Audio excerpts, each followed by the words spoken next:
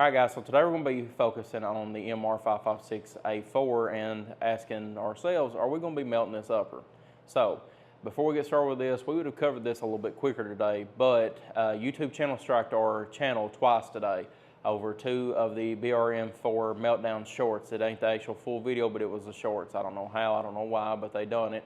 And it took over 13, 14 hours to get it reinstated. So we're just now reinstated to where we can actually make a full post again. So thank God it did get reinstated, because if not, I was worried about the entire channel getting taken down because one more strike and we're gone.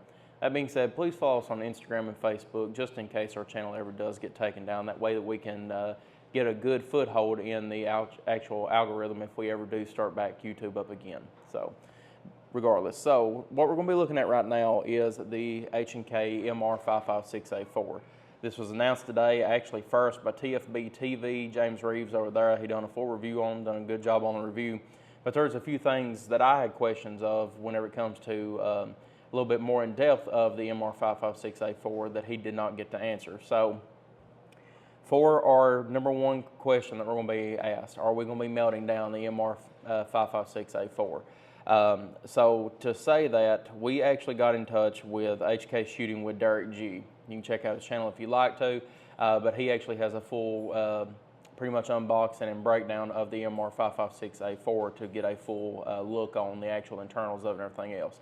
So easiest way I can explain this is that the MR556A4 is exactly the same as A1 except with a few different upgrades. You got a different handguard, you got a different type of adjustable gas block in it, and you also now have an ambidextrous lower and maybe a different grip. So that's really about it. Besides that, pretty much the exact same gun as the MR556A1. That being said, why have we not melted down an MR556A1? It's because the MR556A1 actually has a semi-automatic bolt carrier which will not trip an auto sear, and it also has a block in it to keep you from running a full auto bolt carrier group in it. So that being said, the A4 has the exact same upper and bolt carrier group as the A1. So both of them actually have a block in them to keep it from running fully automatic. We've talked to multiple different machine shops. We've talked to multiple different engineers. We actually talked with the engineers at H&K about, I'd say, a year ago in reference to melting down one of these, and they was actually interested in seeing one of them being done, but they was like, hey, we can't get you a bolt carrier group that would actually work to run a full auto sear. So that's pretty disheartening. We come in an ace of getting one from Optics Planet until we did find out about that. So at this point being now, we're back at route one. I've talked to H&K beforehand about trying to get a actual 416 upper in, and I always get told that either I have to be a law enforcement agency. Yes, most of you all know that I'm still active duty law enforcement currently, but you actually have to be a law enforcement agency to even get a SBR or even get a upper for a actual 416. We try to go down every route that we could to keep from buying a 416 upper, and that is about around $5,000 now. That being said, most of the 416 uppers that you even find nowadays that are $5,000, they're police trade-ins that have an X amount of rounds down range that most likely was turned in because of either overusage or just going to a new platform, but you never can really find that sweet spot of one that's been barely used or brand new. It's just, it is what it is. So why has H&K done this to us again? I'm not sure. I've talked to the H&K rep. I've even reached out to customer service this time. Haven't heard anything back from them, shockingly.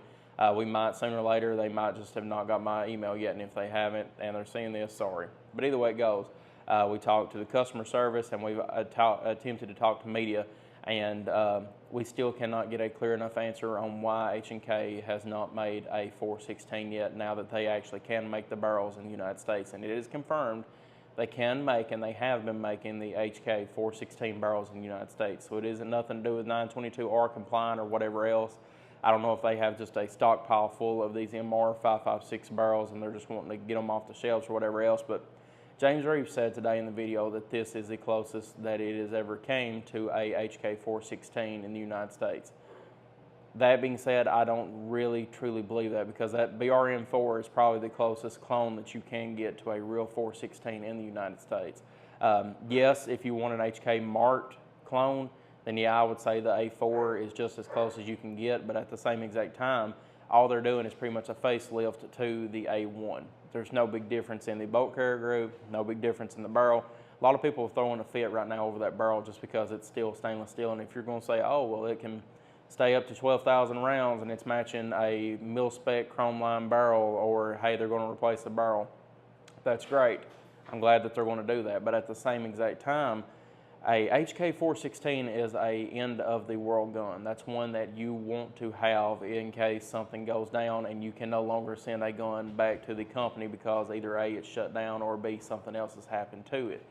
That being said, guys, I'm disheartened to give you all this information. Once again, whenever I seen it this morning at 7 o'clock, 6 o'clock in the morning, I was wide awake. I was hyped up just to see this, thinking, hey, we're finally getting the HK416 in the United States. And then as the video went on, the less excited I got, and the less excited I got. And the last glimmer of hope I had is that, hey, maybe they've got a full auto bolt carrier group in it without that auto block. And my hopes was finally crushed whenever we did talk to HK Shooting with Derek, because it is now confirmed that this does not have a full auto bolt carrier group in it. But I appreciate y'all viewing as always. If you have any questions or comments that you can give to us, please leave in the comment section below and I'll get back to you as soon as possible. But thank y'all for viewing as always. Like and subscribe for more gun reviews, and I'll see y'all in the next video.